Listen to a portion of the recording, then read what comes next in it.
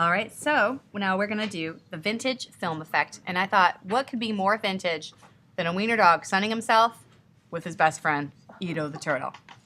Nothing, right? Goes back generations. So let's select that.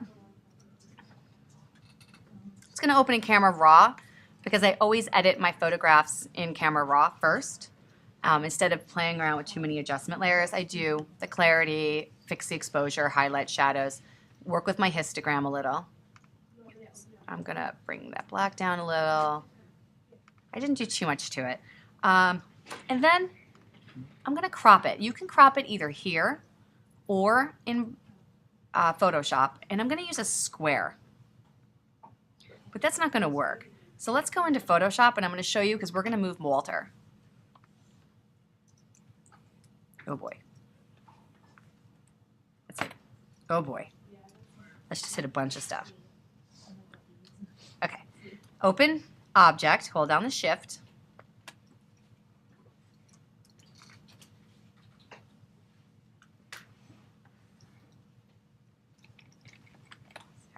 So this is not going to work as a square because this little wiener is way too far over. So let's try using the Content Aware Move tool.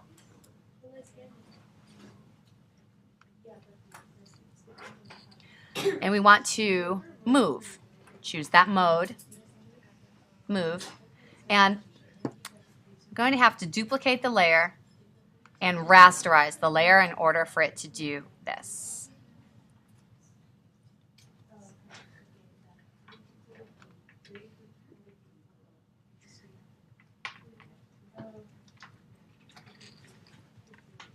Can it do it?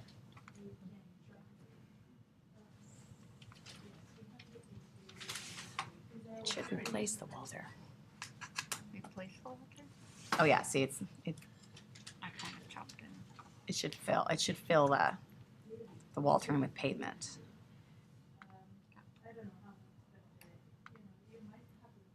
There we go. That's pretty beautiful, right? I love that. So now I can get the crop, and I don't know if we reviewed this, but the crop tool has some options. You can choose to delete the crop pixels or not. It's up to you. I am going to choose to delete them. I don't think I'm going to come back for them. I'm going to be purposeful right now. I'm going to pause this video for just a second. Okay, back from whence we left. We needed to rasterize it, and I went to Layer, Rasterize, and I chose Smart Object. It wasn't going to allow me to do the Content Aware Move with that Smart Object. Okay. I'm going to move this down a little bit. There we go. Hit Return, and now I've got a good square. Okay, now let's start working with our layers. We're going to add a hue saturation layer. And I like to desaturate it a little bit. Just a little bit. And there are many, many ways to do this. This is just one. But I think it's a pretty cool way. Now we need a stamp visible. Before we do the stamp visible, let's see if we like any of these options. Soft light looks kind of nice. Or maybe, let's see, multiply, too crazy. Kind of a little too high contrast. I'm gonna leave it at normal. And then I'm gonna make a stamp visible, Shift Command Option E, layer at the top of my stack. So it's stamp visible. Spelled absolutely improperly. Okay. Next, convert the layer to a smart filter layer, and then we're going to add some noise. So let's grab our stamp visible.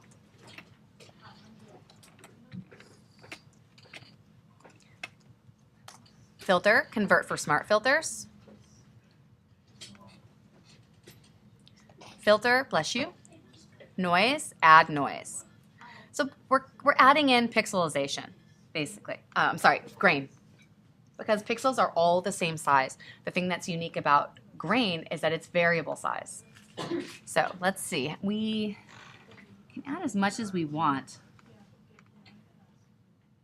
What do you think? Too much?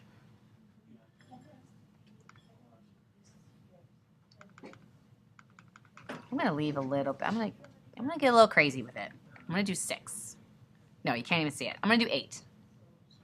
Maybe 9. Okay, 9's where I'm headed. Hit OK. And the next thing we're going to do is kind of blur that out a little so it's not so obvious.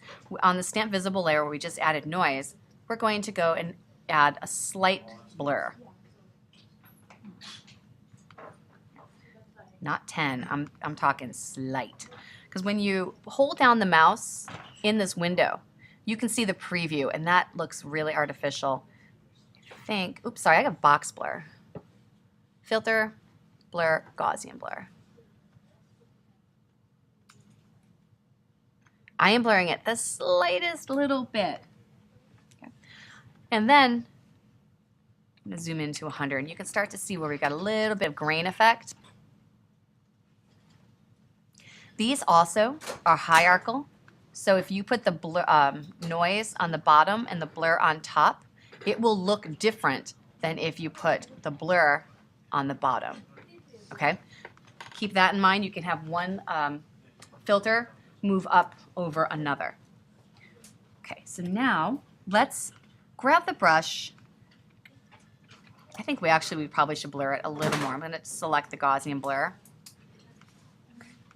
And I'm going to Gaussian blur it out just a little more. Hit OK. Grab the brush, and then I'm going to select parts of that with a reduced opacity brush.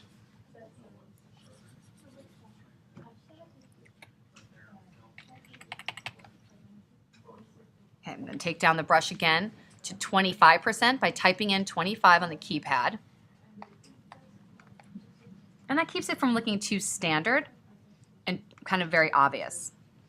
All right. Now let's add a fill layer. And we're going to use kind of a funky color, because this is the vintage film effect, and a lot of old color film is desaturated, high contrast, and funky colors, often especially when it expires, which is the coolest. So let's go to Layer, New Fill Layer. We'll call this Funky Color Shift. Oh, that is a funky color. I was thinking more of a, just go, yeah.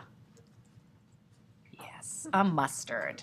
We're going to change that to Color Dodge. Square or no? Hmm? Did you make a square? It is going to make the color, the fill layer to match whatever you have. So I don't need to make a square. I just make when I make a layer, new fill layer, it makes it automatically. Let's see, Color Dodge. That's pretty aggressive. Let's see, I'm going to use the Shift plus and minus. What we want is that nice vintage shift.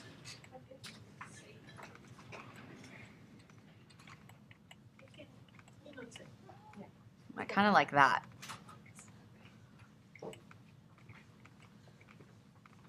Or that. What do you think? Any of these stick with you?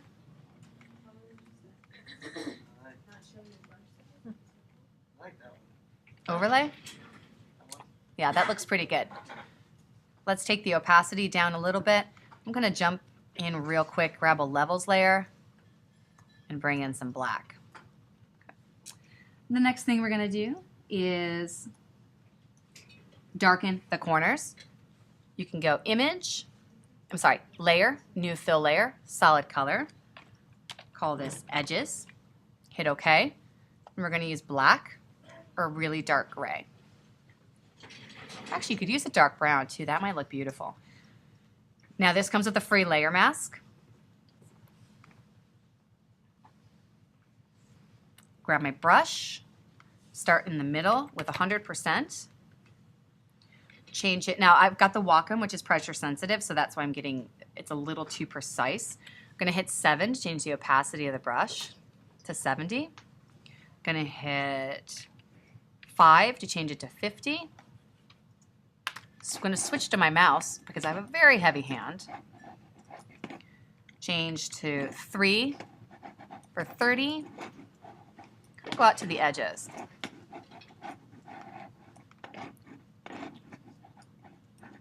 And I'm making sure that these two and their relationship are bright enough because that's the point of the whole thing. Now you can still see my paint lines. I'm going to go to Filter with this layer mask selected. Filter, Blur, Gaussian Blur. And I'm going to blur out this filter. I'm sorry, layer mask. Okay. Let's get to a part we can see. And hit OK. All right, and that kind of, every time I pick up the pen, it's just like nails. So you don't want to know that it's been done. It just needs to be super subtle. So I'm taking the opacity all the way down to 10% and making sure that it doesn't, I mean, on the screen, it looks really aggressive, but it's actually not that aggressive. Let's change the layer blending mode to soft light.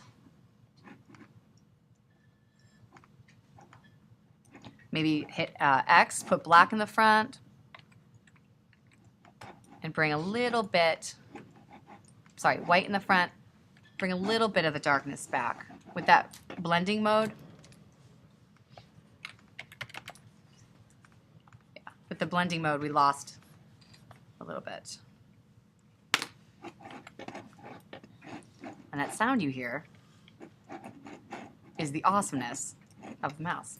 Okay. It's looking pretty good. Take the opacity of that down if you want to a little. I love the saturation.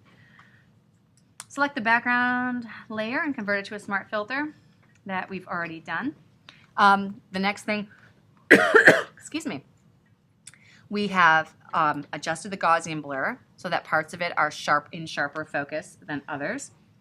The next thing we need to do is make a merge visible at the top. Not merge visible, gosh, stamp visible. This is going to be like a choose your own adventure film. And with that, we're going to go to Edit Stroke. Change it to black. Let's have it on the inside. Right, we need it to be quite a bit more aggressive than that. Nice, there we go. We're getting nice big chunky stroke. A little bit more. Edit, stroke. There we go. Okay. So now we have kind of a film negative feel to it.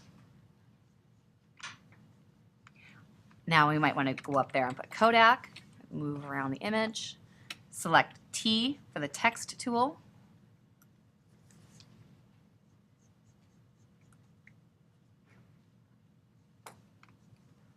Okay, it's coming.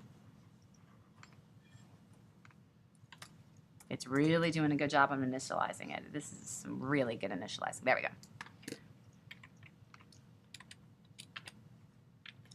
I'm going to type in Ilford 400, which would be the kind of film I would use. I am not going to use Apple Chancellery. It doesn't seem like something they would put on there. Maybe just a very simple sans serif. Trebuchet for now. Just a smooth. Okay.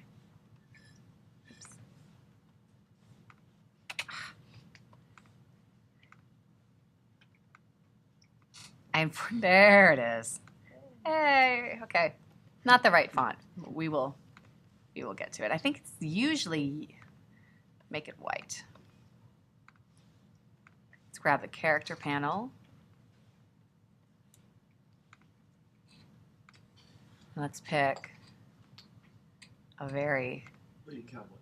No, Bleeding Cowboy? Oh. It's like the best font. I love Bleeding Cowboy. It is a really good font, I know. Ilford. And then we need to put a number on the side of it.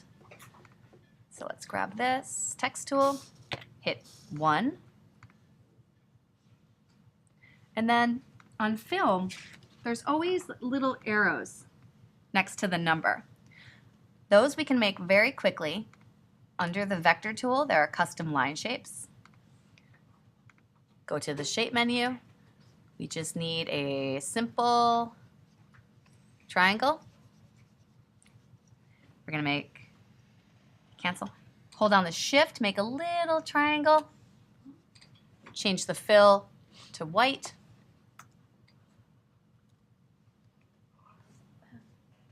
And we need to rotate that little guy, because that's how it would go in the camera.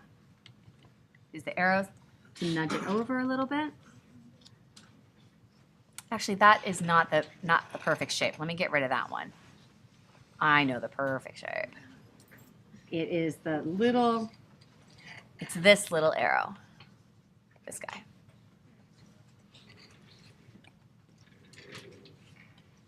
That's the winner. Let's transform that. Bam. Okay. Move that into place. We need to transform our 1.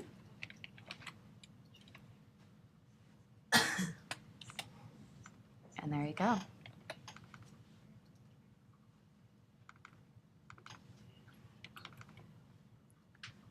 What do you guys think?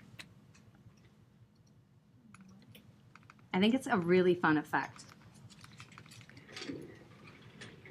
Any questions? Want to do it before and after?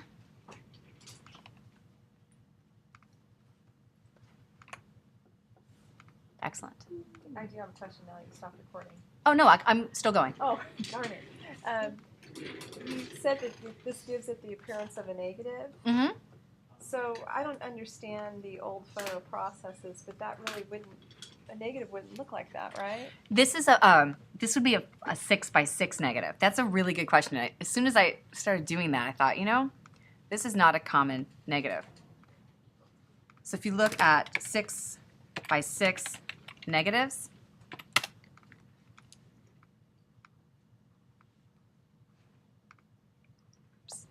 images, they look like this. So they don't have the sprockets. If you wanted to make the sprockets, you could absolutely make them very easily using the vector shapes. But as far as the color, I'm thinking, too. Like all that color that's registered there, you would see that on a negative. If this were an old, like 1970s color film or slide, it might look similar to this. Okay. But if you wanted to, at the very top, put a black and white on this, and you can always do,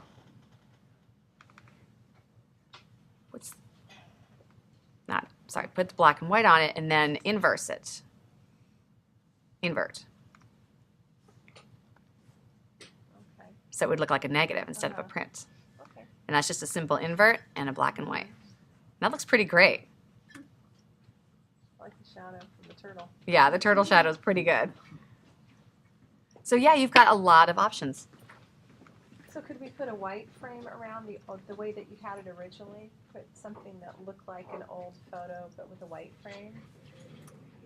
And then printing on it? Would there be numbers on the white frame or no? Were those On a print, on a print? there would probably be kind of a floofy, fancy edge on it. And Okay. you could absolutely make one of those with the vector tools, Uh-huh. like some of these shapes in here, or like some of these on the top.